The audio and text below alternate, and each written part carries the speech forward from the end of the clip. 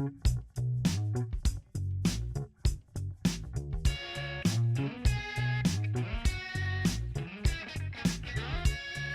hello there.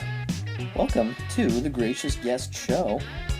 I'm your humble host, Mike Creevy, and this is a podcast where I explore all sorts of different topics and in a relatively laid-back and oftentimes unrehearsed fashion. So if that's your kind of something you're interested in, if that's your kind of cup of tea, feel free to join us whenever new shows post. I hope you do. The show can be found, well, obviously you've either found it on iTunes or Podbean or both, so feel free to check it out there and share it with your friends if you would. I'd love to get continually more and more audience interaction because it's a really fun new thing that I'm doing here with this podcast. So the email address, if you want to email me about any of the stuff on the show, it's all just one word, The Gracious Guest, spelled out, The Gracious Guest, at gmail.com, and the Twitter handle is at gracious_guest. So that's how you can kind of find me on social media.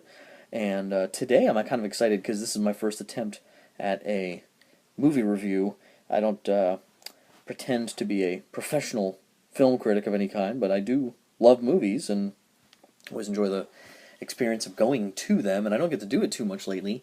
So I did get the opportunity this past weekend to go see Doctor Strange, the latest installment in what seems to be kind of the dominant film series of our modern day right now. It seems like every couple of days there's another Marvel movie that comes out. So it's the next installment in the Marvel universe, and that's what I want to just take a look at today and just kind of give you my impressions of it. Anyone who also checks out the Gracious Guest YouTube page saw I sort of safely, of course, filmed myself driving over to the theater to see it last Sunday, and promised I'd get this out. So here we go.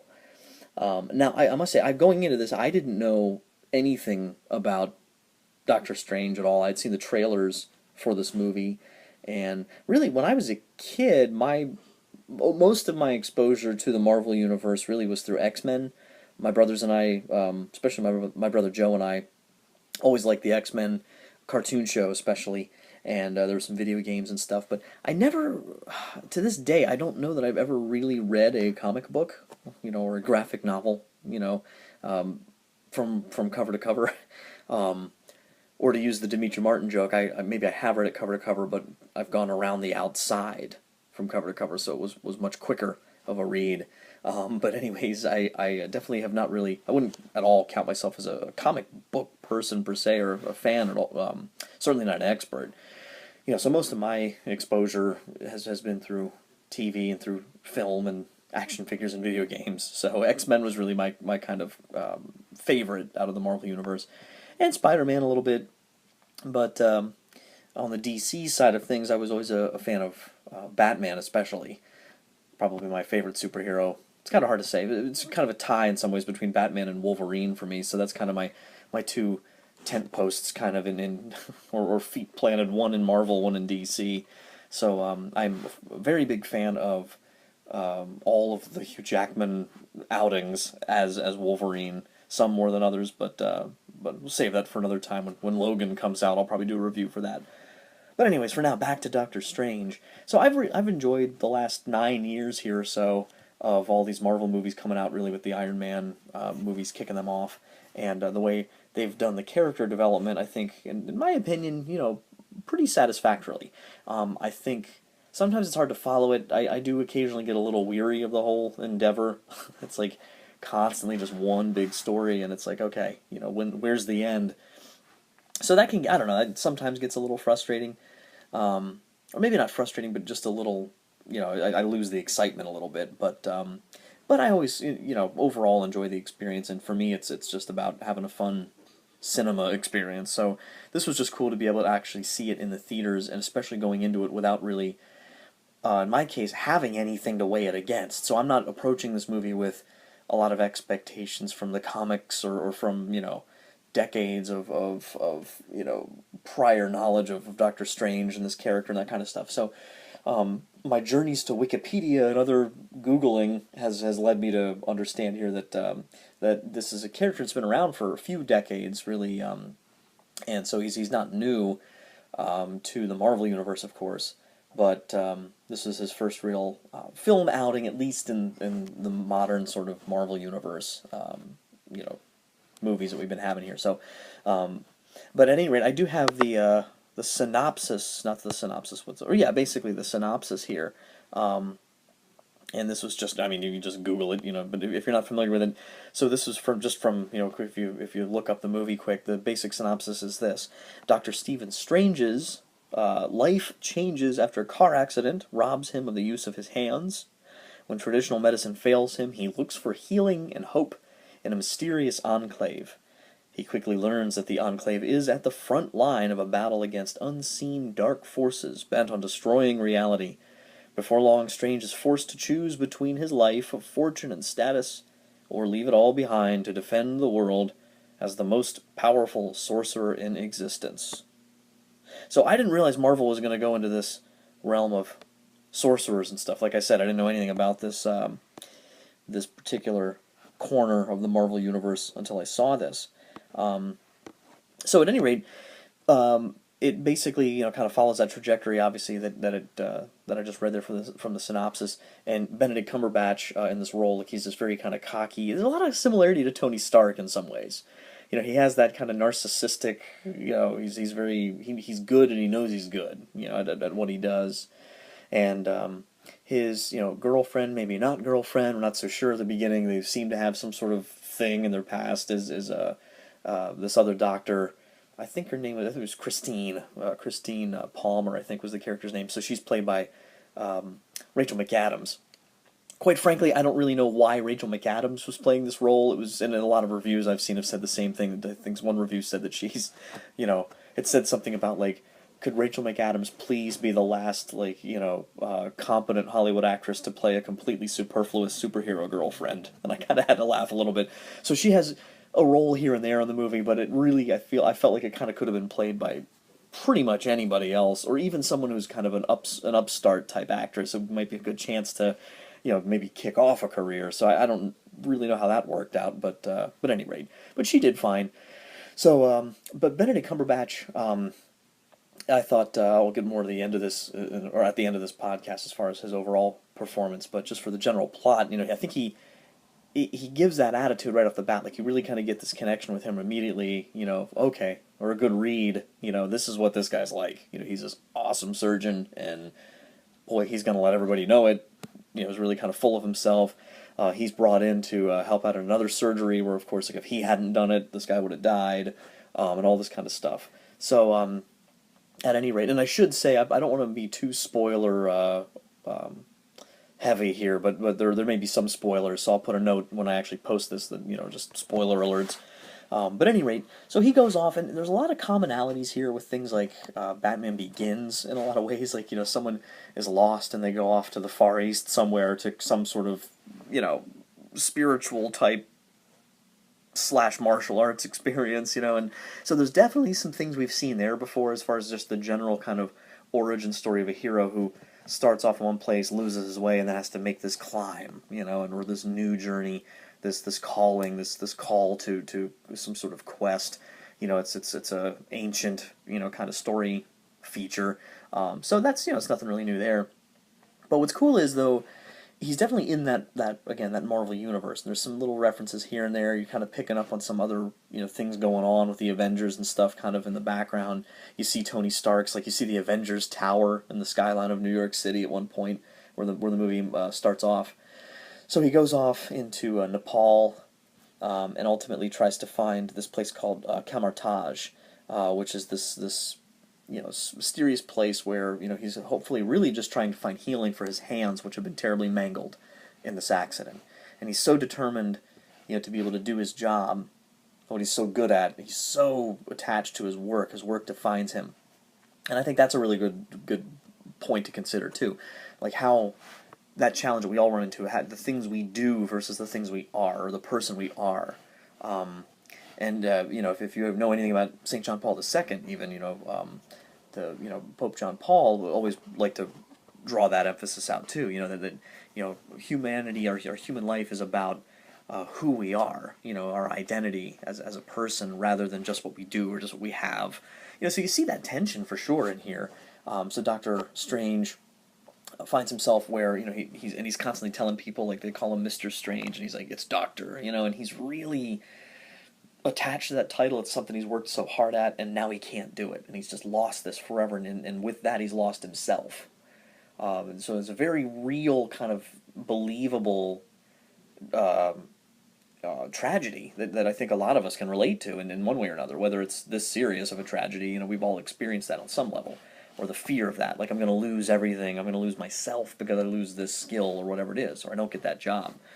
So anyways, long story short, he finds out that this place is not just some place for spiritual healing, but actually this, front for, this, like, a training center for these sorcerers, these, like, metaphysical Avengers, in a sense. They kind of describe themselves as, so, like, the Avengers fight off these, like, physical threats all around the world, but these sorcerers fight, these great battles that cross, the multiverse, the different dimensions, and all these, impossible to even fathom villains and threats and stuff, on this sort of spiritual, metaphysical level. So it's kind of trippy. And I really kind of enjoyed that, because there's a lot of scenes in it that you've seen probably in the trailer, with whole city blocks rotating around like puzzle blocks, boxes and stuff. It's very Inception-esque, but like Inception on steroids. Inception to like the 10th power. Like, it's so visually, it was one of probably the coolest movies I've ever seen. Certainly in the whole, like, Marvel thing. So visually, really awesome. I'd give it a A+ on that. It's just very interesting to kind of just see all that, and especially as the film progresses, there's more and more cool stuff like that. So, but of course, you have the renegade bad guy who was a sorcerer, but he wants access to these secret powers and stuff. So he's running amok, and then they have to try to protect Earth from the threat that he's trying to open up this portal to this other dimension where Earth's going to be, like, completely swallowed up into this dimension of this super evil, galactic super sorcerer or whatever, called Dormammu. Or is that right? I can't say it. Wait for it. I'm going to see if I can find this here. I'm going to say this right. I rehearsed this and everything. I'm making a fool of myself now. Oh, man. This is embarrassing, folks. Dormammu, that's it. In fact, when they started saying some of the names, I had to laugh a little bit, and I felt better when I found out that Stan Lee, who came up with most of this, even said that a lot of the concept, like, he and his team, when they were working on these characters back in the '60s, a lot of the concepts flowed from the name. Like he actually came up with the name Dormammu first, and was like, okay, well, now I gotta find somebody to meet this wild name. So if you have trouble with it like I had, no big deal. You can get there. So, but there's also Mordo is another master of the mystic arts, as they describe him. He, the ancient one, who's kind of like this Yoda type character in some ways. Is ultimately kind of in charge of Kamartaj, and then so you meet some of the people there that are kind of these sorcerers, these protectors of Earth, and Tilda Swinton, actually, she's been in a lot of stuff over the years, Star Trek and other different shows and movies, so she did a really interesting job in that role, I thought. And there's a couple other actors and actresses along the way. Mads Mikkelsen, he plays the bad guy Caecilius, the sort of fallen away sorcerer who's trying to open that gateway to Dormammu's realm and all this. So yeah, that's like basically Doctor Strange gets pulled into this fight he doesn't want any part of. He's learning these sorcerer powers. He has a real knack and talent for it, but he doesn't really want to be part of it. He's very reluctant, like Wolverine. Very reluctant. Doesn't want to be part of this big fight. Has his own questions, his own concerns, and there's a real temptation to be self-centered. So that's a big battle kind of throughout, as he has to come to grips with that. A lot of really cool fight sequences and just imagery. There's a lot of humor in the movie as well, here and there. So, but when it's all said and done, I don't know that I'd give it 2 thumbs up in terms of it's some incredible film. I'm trying to remember. I think it was in the movie Bowfinger, back in the late 90s, at one point, like, Eddie Murphy's arguing with his agent about the script for this movie that he's supposed to be in, and that it's too complicated, it's too cerebral for the audience. That he says something like he's like, we're trying to make a movie, not a film. And I laugh because every now and then I think of that, and I would definitely say that Doctor Strange is a movie. It's not a film per se, so it's not it might be deeper than some of the other Marvel movies in some ways, maybe a little more shallow here and there. It's kind of hard sometimes to kind of compare them because they're all telling different parts of really the same story, ultimately pulling these characters together. There's of course your classic end credits, sequence. I don't want to ruin that for anybody, but it definitely shows you where he's going to go next in terms of his engagement with the broader Avengers fights and all those kinds of things, and those conflicts that they're going through, and Thor and everybody else. So it definitely, I think, will plug in pretty nicely to the overall Marvel experience, and it's another potential blockbuster for the folks over there. So good for them. I'm sure they're appreciating the ticket revenue for all these movies. But yeah, I mean, at the end of the day, I definitely would recommend that you check it out. It's a lot of fun. The runtime is nice too. It's with credits and everything. It's under 2 hours, and a lot of times these movies can be really really long and drawn out. So overall, it wasn't. I didn't think it was too heavy-handed on the action sequences and stuff, like the fight sequences. They're definitely continuously throughout it, but there's good dialogue. There's a lot of character development kind of along the way for Doctor Strange. And my last sort of thought on it is just that Benedict Cumberbatch. I'm continually impressed with him in terms of his overall presence, just his screen presence, his command of his role. He really just gets right in the character, sells the character to you, really makes it stick, and helps you to, in some sense, you don't necessarily connect with Doctor Strange as a right across the the board perfect ideal superhero character. He's got a lot of flaws. He's got a lot of issues he's working on, but at the end of the day, he's going to step up and do what's right, and the journey's really just beginning for him. So they really leave the door open to future installments with his character developing his powers, what place he's going to serve here in this broader fight with the Avengers and with Guardians of the Galaxy and all those different things coming together here. So I think it's all building up towards the two-part Infinity Wars movie, or Infinity War movies coming out in 2018 and 19 or something like that. I think we've got Thor Ragnarok coming out. Another, I can't remember if there's. I think we're pretty much good on Captain America movies now. I can't remember if there's another one. So Thor, we've got the Infinity Wars movies. Black Panther, I think, is getting his own movie. I think. Yeah, I'm trying to remember if there's any others.